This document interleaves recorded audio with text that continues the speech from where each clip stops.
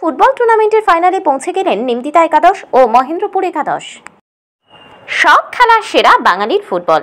বাঙালির রন্ধ্রে রন্ধ্রে আবেগে জড়িয়ে রয়েছে ফুটবল খেলা।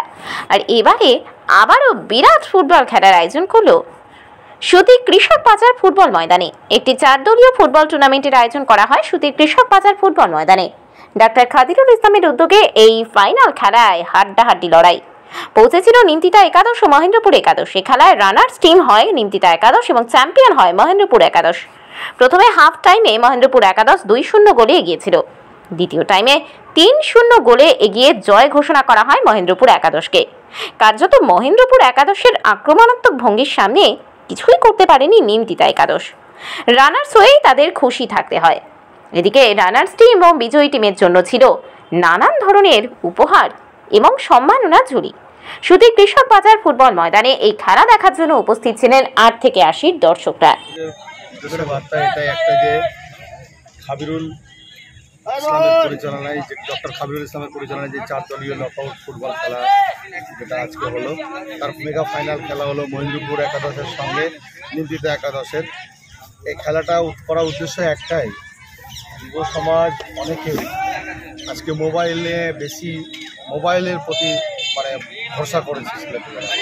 আজকে মোবাইলমুখী যে সমস্ত ছেলেরা রয়েছে, যুব সমাজ একটা শরীরচর্চার মধ্যে থেকে একটু বেরিয়ে যাচ্ছে।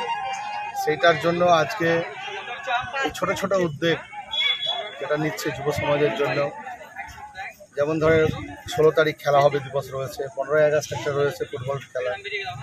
বিশেষ করে যুব সমাজকে মাঠমুখী করার একটা উদ্দেশ্য, একটা চেষ্টা, এবং খেলাধুলার মুখী করতে গেলে শরীর চর্চার মধ্য দিয়ে, যেমন একটা পড়াশোনা যেমন একটা ছাত্রর প্রয়োজন রয়েছে, তার শরীরচর্চারও প্রয়োজন রয়েছে।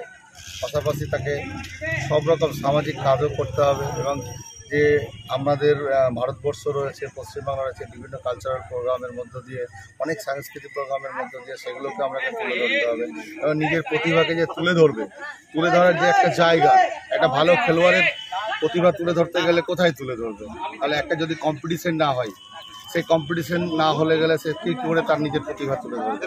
তার জন্য একজন খেলোয়াড় তার প্রতিভা তুলে ধরার একটাই রাস্তা, যেখানে টুর্নামেন্ট হবে, সেখানে খেলা হবে, সেই মাঠে খেলে তারপরে খেলার পরে সে নিজেকে তুলে ধরবে, তার যে সেই যে একজন ভালো খেলোয়াড়, সেই খেলার মধ্য দিয়ে তুলে ধরতে পারবে। বিজয়ী কোন দল হয়েছে? আজকে বিজয় হচ্ছে মহেন্দ্রপুর একাদশ। ফাইনালে কোন কোন দল পৌঁছেছিল? ফাইনালে দল হয়েছিল মহেন্দ্রপুর একাদশ এবং নিমতিতা একাদশ।